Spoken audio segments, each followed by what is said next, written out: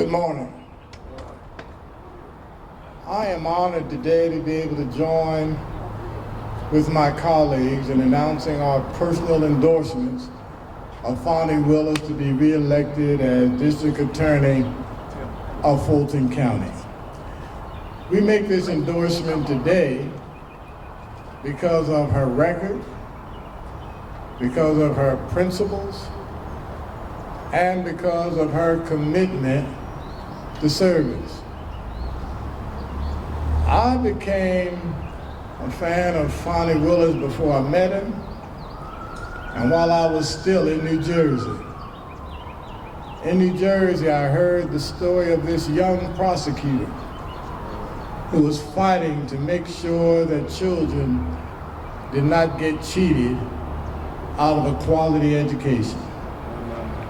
And in the midst of strong opposition and powerful forces, she held her ground and fought the good fight. Fani Willis is a person of tremendous courage and integrity. Today, that young prosecutor is known all over the world because of her pursuit of justice, because of her commitment that no one is above the law. Right, all right. And because of fighting on behalf of all of the citizens of Fulton County. Much has been said about her stand as it relates to the 2020 election and whether or not there was an effort to disregard the will of the people. But her record is about much more than that. And we make a mistake if that's all we focus on. But somebody ought to say something about the fact that crime has been reduced by 25%. All right. The third highest percentage across the nation. Right. Somebody ought to say something about the fact that she has gone after and attacked the problem of gangs, not only across Fulton County, but gangs which infect in a negative way too many of our communities and especially our young people. And she has carried out indictments against many of the major gang leaders in this area. Somebody ought to say something about the fact that when she assumed office, there were more than 70,000 open cases. Wow. Today, all of those cases have been handled. All right, all right, all right, all right, all right. Somebody ought to talk about the fact that she's created the first pre-indictment diversion program in Fulton County, which gives people who deserve it a second chance. Through partnerships with community organizations and churches and other groups, they are able now to get skills for life and not have their future marred by a criminal record.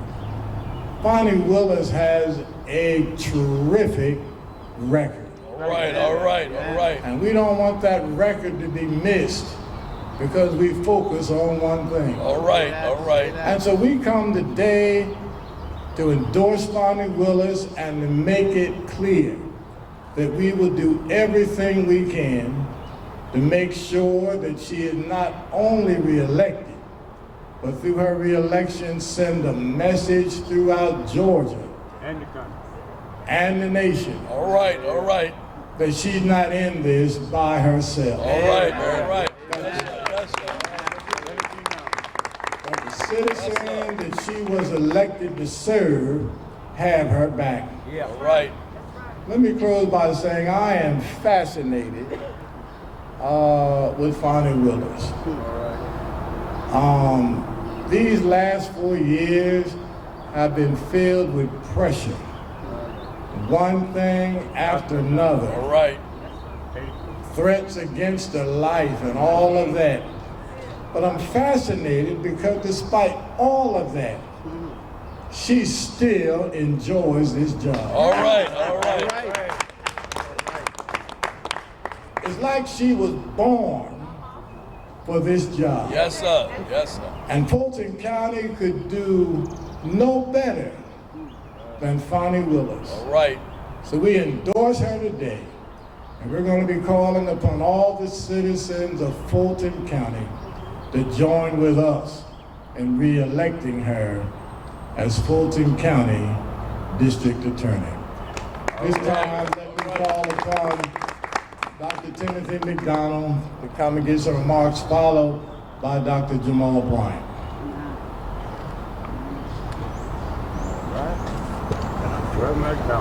Thank you so much, Bishop Jackson.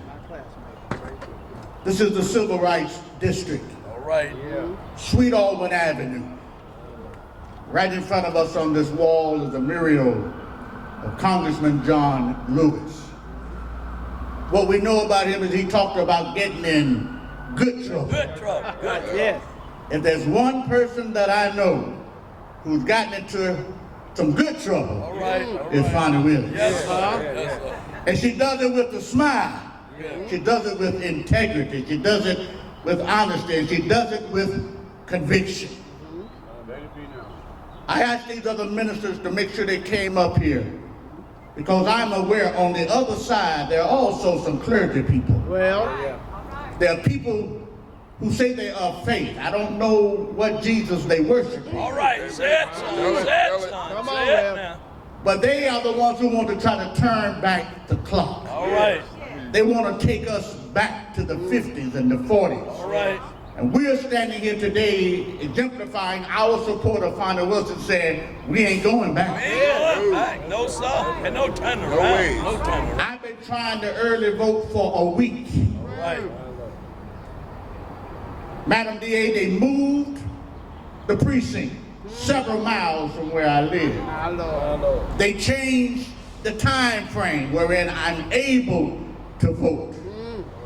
One of the reasons I stand with Fani Willis because she's been fighting for the right of all Georgians Yeah. to vote. All right. Democrats and Republicans. All right.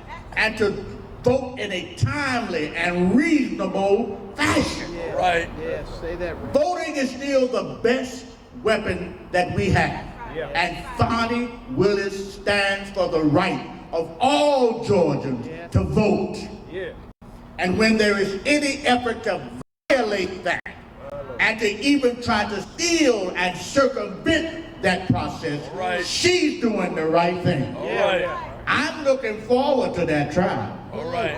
I'm looking forward with great excitement to see what the Bible says. Justice rolls down like water, Yes, sir. and righteousness like an ever-flowing stream. Yes, sir. So it's important that we recognize that there's several clergy who wanted to be at this is the exact same time that Concerned Black Clergy meets every Monday morning. Absolutely. From 9 to 12:30. Some of us broke away, but they are still meeting. Yeah. Reverend Cynthia Hale wanted to be here. The Reverend Dr. Gerald Durley wanted to be here and had conflicts. But we are here to stand in solidarity Yes. with Fulton County's DA, who has become the people's DA, That's right. That's right. as she faces all kinds of oppositions. Just in case members of the press, you have not heard about Project 2025 Come on now. Tell it. Tell it. Tell it. by the Heritage Tell Foundation, it. Tell it. Tell it. once headed by the wife of Supreme Court Justice Clarence Tell Thomas. it. Tell it. Tell it. Tell it. They have already started a process Yes, sir. that they want to turn back the clock on our democracy. Yes, My sir. Lord. If you haven't read about Project 2025, go read it. Y'all Read it. smart Read it. journalists. Read it. You will see that these folk are people of faith as well. Yeah. But they don't serve Joseph's God. All right. We stand with Bishop Jackson. Amen. We stand with Fani Willis. Yeah. Because we serve a God of the people. Yeah. A God of truth, a God of justice, a God of righteousness. And we are honored to stand in solidarity, to know that she has on the whole arm of God. All right. Hey. And we do as well. Yeah. And we ready for the battle. Yes, sir. Ain't nobody standing here ain't never been in a fight. All right. All of us have been in numerous fights. Yes, sir. And somehow I can say God ain't never failed us. And he ain't gonna fail us in this election. So for all of those forces out there, anti-Fani Willis and threats and all that they're doing, get ready. Get ready. Because we know how to fight. All right. And we serve a God who's a God of truth and justice. Yeah. And he's in this battle with us. And he's already declared that we're going to win. All right. Truth is going to win. Yeah. Justice is going to win. Righteousness is going to win. And so Fani Willis, know that we got your back, your front, and your side. Yeah. God got you above and below, but we got you too. Yeah. All right. And we're honored to stand in solidarity with you. I am honored to bring one of my friends. I've known Bishop for years. When he was over at Morehouse, I knew him. I know his father, the bishop. Jamal Bryant is one of America's true prophets. And we thank God for his courage, and we thank God for his leadership and for what he's doing at New Birth. Let us hear now from this prophet of God, Jamal Bryant. Right. Thank you, Right. Dr. McDonald, Bishop Jackson, to members of the press. My name is Pastor Jamal Harrison Bryant of the New Birth Missionary Baptist Church.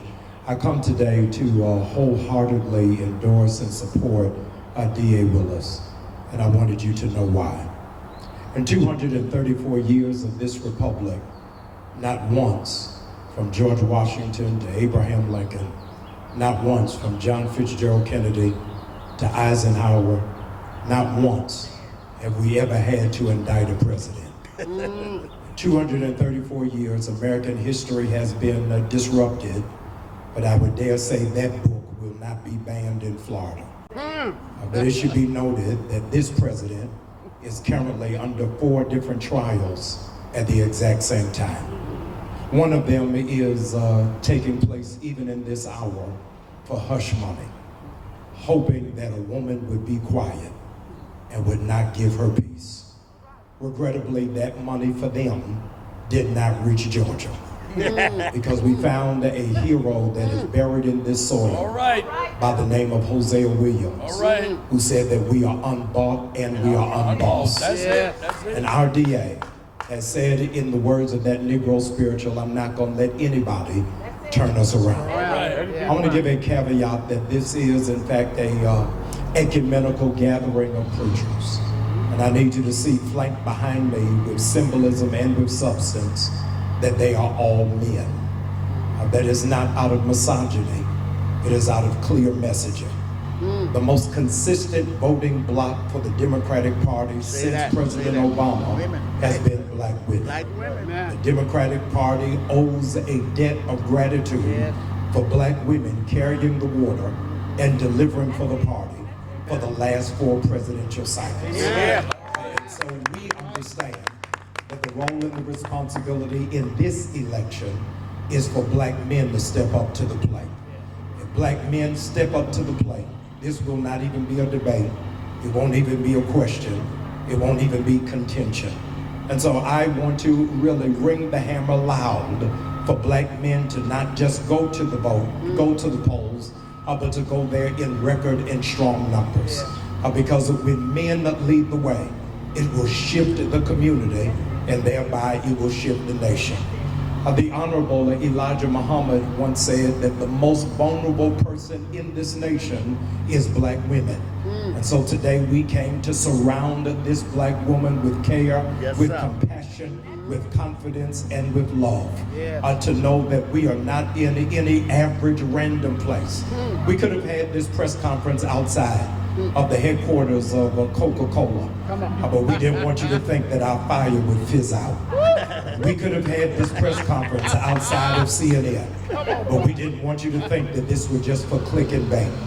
We could have had this press conference, ladies and gentlemen, outside of Georgia Power, but we wanted you to know that this was not electricity, but this is spiritual undergirding. But we came to historic Auburn Avenue to let Georgia realize that the civil rights struggle is still underway. And I stand here today much like they did on the steps of the monument in 1964. to understand that this debate, this issue, is about not just dreaming, but making the dream a reality. All right. I want my daughters to dream to know that they can be a DA. I want them to dream to know that they can speak truth to power. All right. I want them to dream to know that when they speak against corruption in high places, that a community will stand behind them.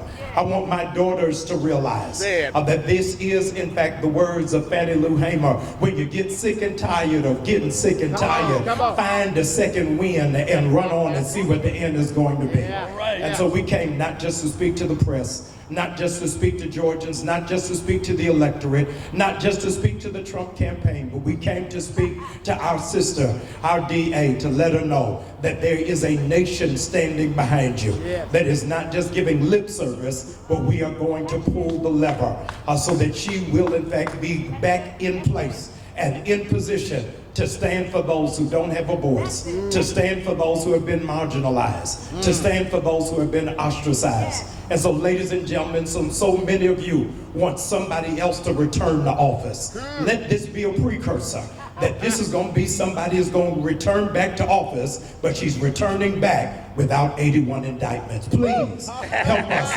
welcome back our new DA, who is fit for the occasion, birthed for this moment, and has laser precision focus about what our community, what Fulton County is supposed to look like, and all the more what the Constitution is supposed to live by. Thank you so much, and please vote for our DA, Fani Willis. God bless you.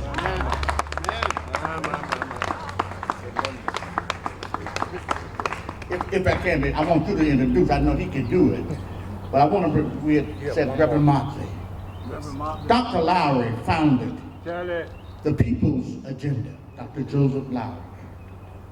Right down the street is the office of SCLC. This is Civil Rights Corridor. The People's Agenda, Helen Butler, Reverend Motley, Reverend Milner, have been on the agenda for decades.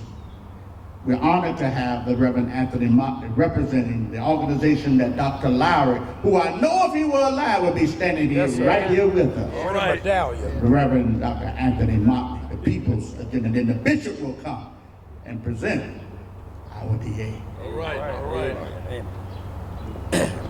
I am so honored to stand here today and say that I stand with this incredible district attorney.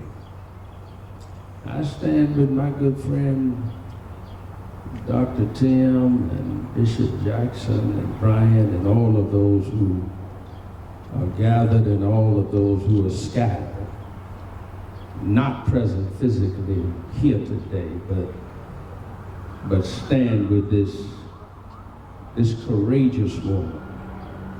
This woman who, like Queen Esther of old, has come into the kingdom for such a time as God has handpicked her for this moment. This is her moment. And those who don't even have a keen prophetic eye can plainly see that God is in the midst of all that is taking place, because this woman, I stand with her and I stand with her and we stand with her. Yes, sir. Because when I saw this fellow come on the scene, this Florida fellow, it occurred to me after watching him just for a short while, Bishop, that all of the, and this is what came to my mind, all of the resources of hell All right. has been made available to this man.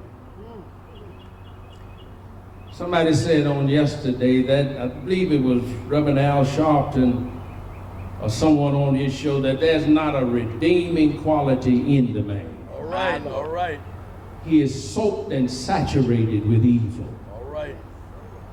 And it's going to take somebody awfully special And we know that she is able and that she is capable because she has proven herself. So we stand with DA Fani Willis because she stands for what's right. All right. We stand with her because she stands for justice. We stand with her because she stands against lies. All right. She stands against hate, racial hate. Hatred against reproductive rights for all women. Against the evils of this world. We stand with DA Fani Willis because we believe that she's going to represent the Christ and the kingdom. Right. And she is representing Christ and the kingdom. And we stand with her because in the words of Micah, Prophet Micah, what does the Lord require of me? All right. She has proven across the years that she embraces this edict, but to do justice, Yes, sir. and to love mercy, and to walk humbly with our God. God bless you. May God keep you. Is our prayer, and DA, keep on keeping on. We're with you. That's right. God is with you. The angelic army is with you. Continue to be who God created you to be. And your name will go down in the annals of history, both in heaven and on earth. All right. We're with you. All right. Yeah. My bishop. Ladies and gentlemen, let me present to you the outstanding, terrific, exceptional, My. extraordinary Go ahead, Bishop. District Attorney of Fulton County, Fani T. Willis. All right. God bless you, my friend. Good morning. Morning. I am so humbled today. There is not an endorsement I would seek more than the one that you just heard. These men are the men that lead our community. They are the men that pray for me. They are the men that offer me and my family protection. For me, that's gotten to be a real thing in the last 4 years. I am just a human being, and there are days where I feel very low or very afraid for my children because I am still a mother, and I am a mother first. And when you have people that are really evil and are willing to threaten your children, and I understand will back up those threats, that is a scary thing. And so people keep wondering, how does she keep getting back up to do her job, and why does she even want to get back up to do their job? They just don't understand the God that I serve. All right. All right. And they don't understand what I have around me. All right. What you have just heard from are godly men who pray for me, and that is all and more than I could ever ask for. And so I am so humbled that they will endorse me today. Fulton County does deserve me as their DA.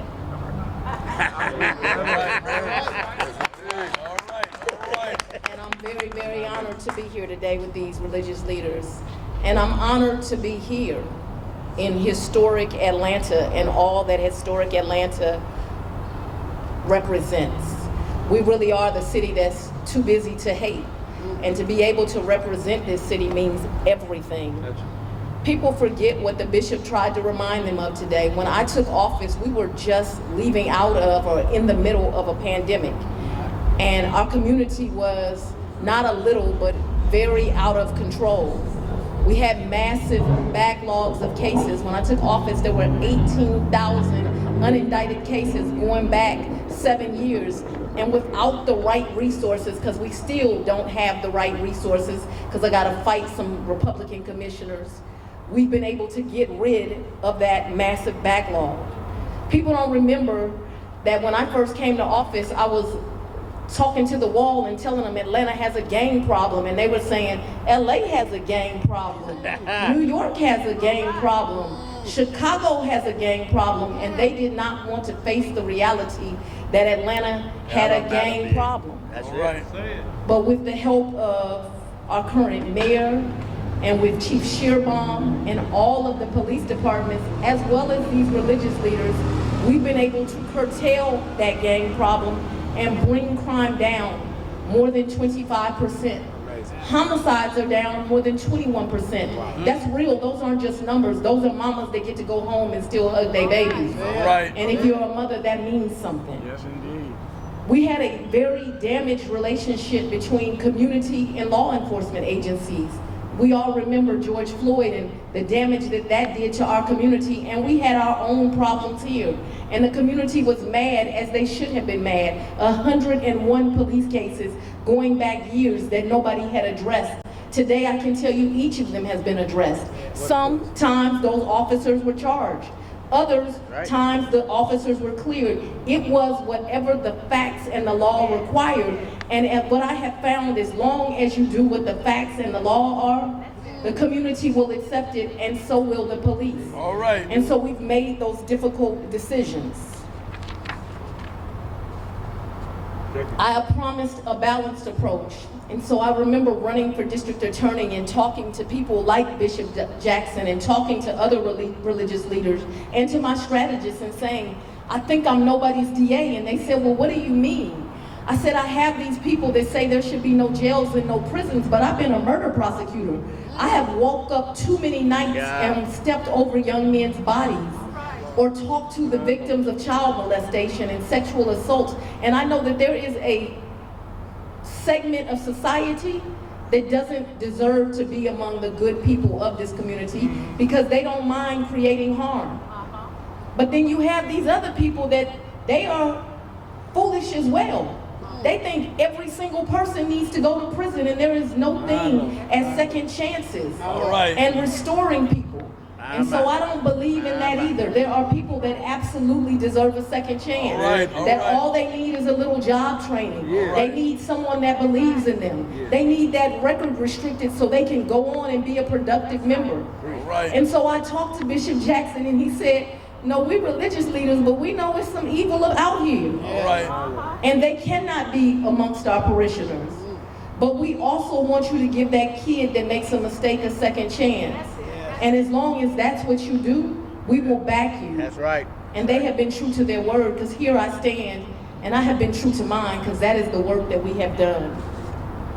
Today, we have the first program that runs all year long. We don't just pop into the school system for a week.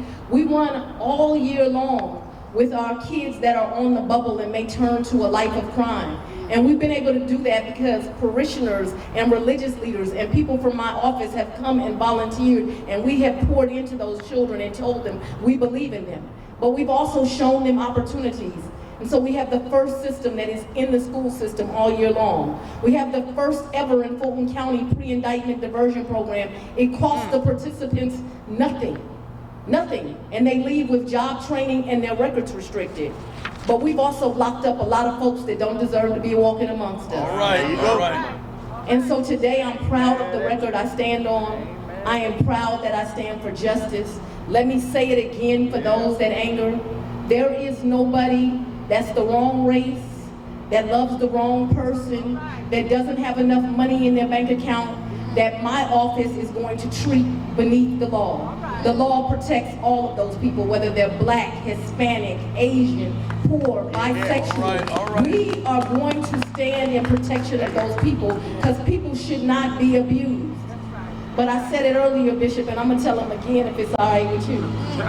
It ain't no one above the law either. All right. So I don't care how rich you are, how powerful you think you are, who your daddy is, what your political party might be, how much money you think you got, and how evil your supporters are. All right. I don't care how many times they threaten me. I will gladly leave this place knowing that I did God's work. All right. So we stand here today for justice. And it is my greatest honor that these men stand in protection of me, in support of me, and have given me their endorsement. Thank you all for coming today. Hey.